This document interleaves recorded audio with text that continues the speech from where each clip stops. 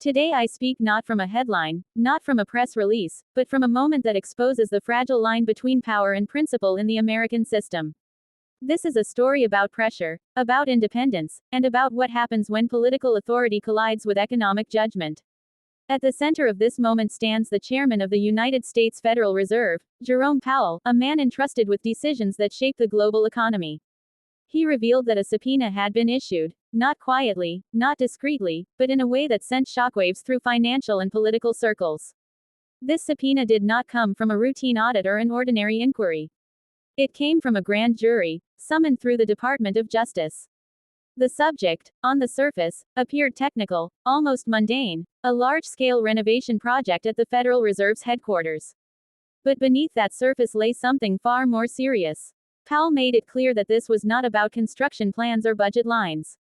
He framed it as part of an extraordinary campaign of pressure aimed directly at the heart of the central bank. A campaign driven, he argued, by dissatisfaction with monetary policy. For months, the Federal Reserve had resisted calls to slash interest rates at the speed demanded by the White House. Those decisions were based on data, on inflation risks, on employment trends, and on long-term stability. They were not based on political convenience. Yet the pressure did not stop. Public criticism escalated. Private signals intensified. And now, a legal shadow was cast. Powell rejected the idea that criminal liability had anything to do with facts or wrongdoing. He described the threat of prosecution as a pretext. A tool. A warning. In his words, this threat existed because the Federal Reserve chose to act in the public interest rather than bend to presidential preference. This, he said, was unprecedented. Never before had the independence of the Federal Reserve been tested in such a manner. Never before had the legal system been drawn so visibly into a dispute over interest rates. The chairman emphasized context. He asked the public not to see the subpoena in isolation. He urged people to view it as part of a broader pattern. A pattern of intimidation. A pattern of sustained pressure.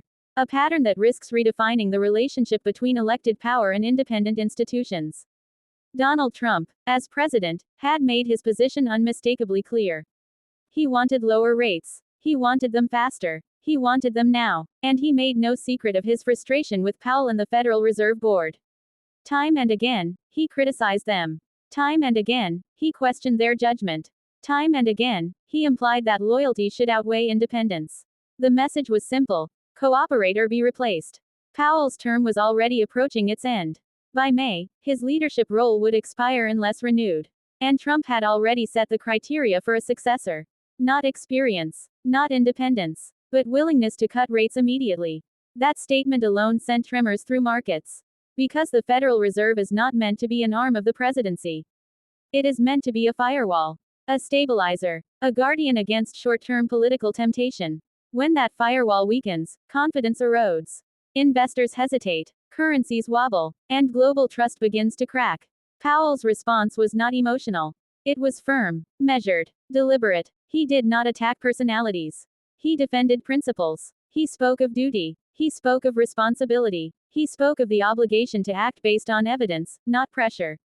He reminded the nation that monetary policy is not a campaign tool. It is not a bargaining chip. It is a public trust. And that trust, once broken, is almost impossible to rebuild. This moment is larger than one man.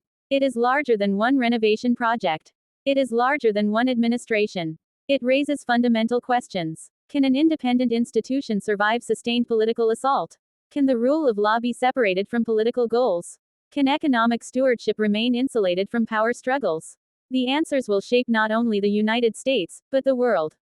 Because the Federal Reserve's decisions ripple far beyond American borders. They influence global markets. They affect emerging economies. They set the tone for central banks everywhere. If independence falls here, it sends a signal everywhere. Powell's words were not defiant for the sake of defiance. They were cautionary. A warning that lines are being crossed. A warning that norms are being tested. A warning that precedent matters. Once a central bank chair can be pressured through legal threats, the door is open. Once that door is open, it never truly closes. This is not about left or right. This is not about party or ideology. This is about structure, about balance, about restraint. History shows that economies suffer when central banks lose autonomy. Inflation spirals, confidence collapses, and political cycles dictate financial reality. Powell's stance places him squarely in that historical lesson, standing not for himself, but for the institution he represents. As his term nears its end, the question is no longer just who will replace him. The question is what kind of Federal Reserve will remain. One guided by data, or one guided by demand. One accountable to the public interest, or one accountable to political will. This moment will be studied. It will be debated. It will be remembered, because it marks a turning point, a test, and perhaps a warning for the future.